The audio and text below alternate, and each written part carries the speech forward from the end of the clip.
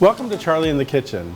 Today we're going to make one of my favorite Sunday dinner meats, brisket, beef brisket. I say it's a Sunday dinner meat because I like to make it on Saturday, let it sit overnight, and then on Sunday I just have to heat it up for a wonderful, tender, juicy brisket. It's very easy to make. You start with a brisket. I have one here. I've brought the brisket to room temperature because it's easier to work with when it's at room temperature.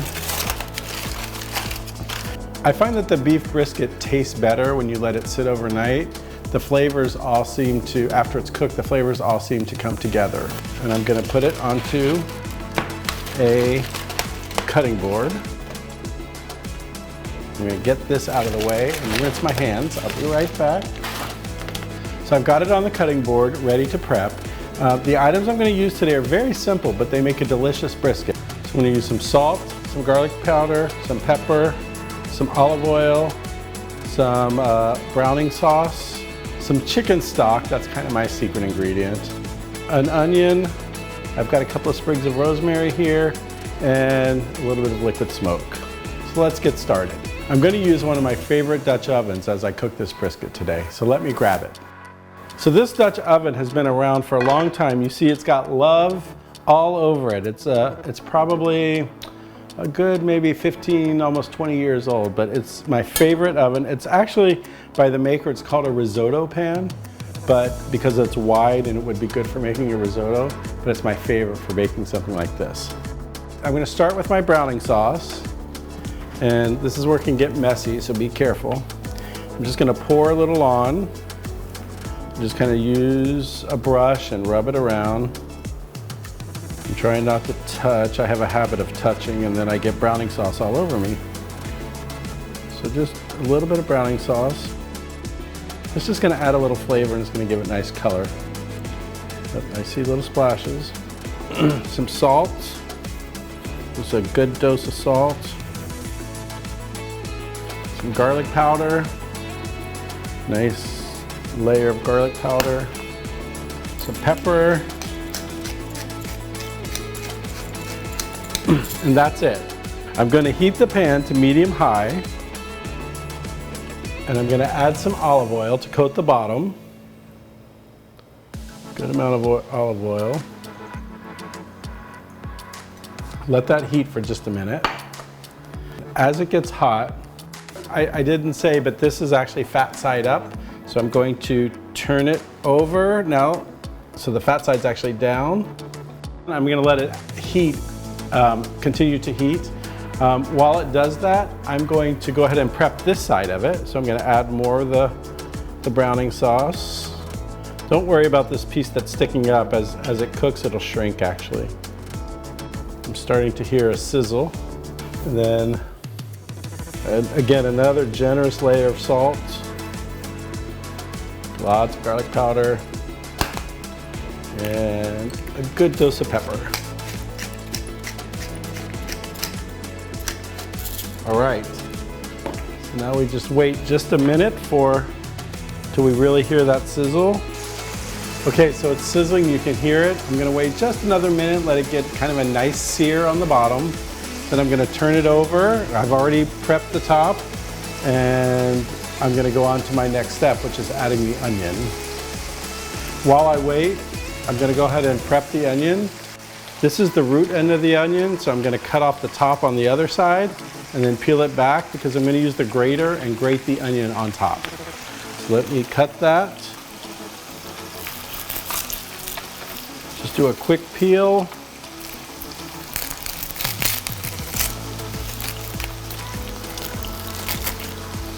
So that's ready, so the onion's ready, so I'm going to go ahead and turn it over. You can see there's nice sear on that side.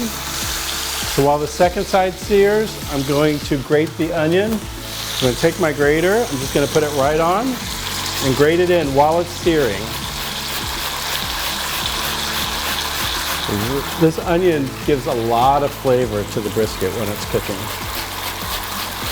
Of course, when you're grating, you got to try hard not to get any knuckle. So let's hope I'm successful. Okay, I think that's close enough. I'm going to kind of spread this out a little. Now I'm going to throw my rosemary in, add some liquid smoke, just a little. However, I'm not sure if you like liquid smoke or not. And then I'm going to add a quart of chicken broth.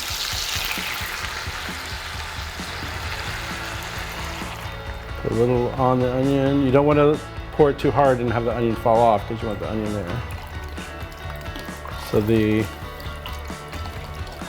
brisket is taking a bath in chicken broth. And one other thing I like to do before I put this in the oven is I like to just kind of lift it up to make sure that the broth is underneath all the way around. And it is underneath all the way around. And it's that simple.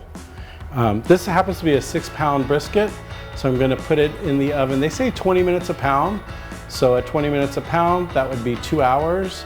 But I do my brisket a little different. I'm gonna leave it for an extra hour and do 3 hours because I want it to be nice and tender and fall apart. So into the oven we go.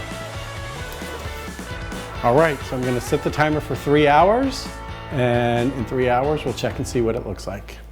Okay, so the brisket has cooked 20 minutes per pound, so it was a 6-pound brisket, that's 2 hours. And then I added an extra hour because I find that the longer you cook a brisket, the better it tastes. So let's take it out of the oven and look at it.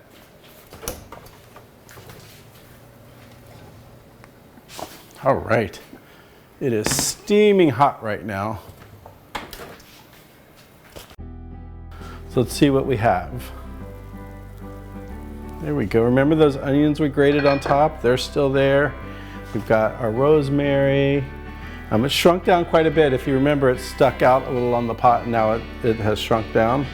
But we're ready to move it onto here. So I'm going to carefully, hopefully it's not going to fall apart on me. Move it onto the cutting board. All right. I'm going to let this cool for about 10 minutes, and then I'm going to slice it and put it into this serving dish, and then we're going to refrigerate it overnight. Okay, so I've let this sit for 10 minutes, and I started looking for the grain, and I noticed, because you always want to cut your brisket across the grain, and I noticed that along here, the grain looks like it's looking this way, but then when I looked over here, the grain looks like it would be running this way. So since I'm not sure exactly how to cut this right now, I'm just going to give it a big old cut down the center and see what we got inside. It actually looks like I cut it the right way here for the grain, and I see that what I was thinking was the grain running the other way was just a little piece of meat right there. So I think I'm good. So what I'm going to do now is I'm just going to slice this into slices. I'm doing fairly thick slices. You want to use a serrated knife. That's going to help you.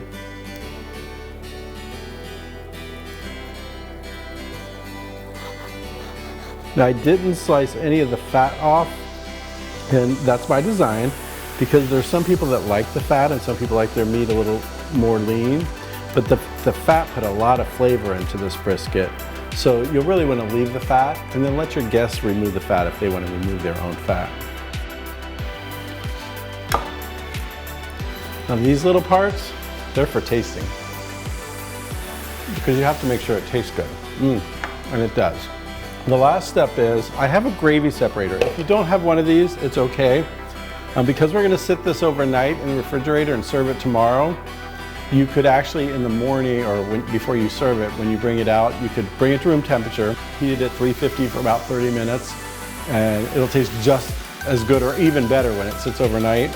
And I'll just take and pour the liquid, and also all that extra stuff that we don't want going in the juices.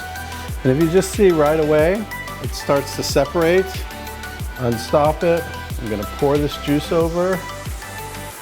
So it's like an au jus, a natural au jus.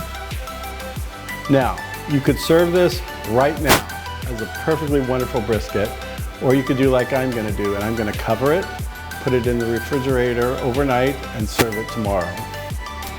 So that's it for this episode of Charlie in the Kitchen. I hope you enjoy your brisket, and let me know how it turns out in the comments.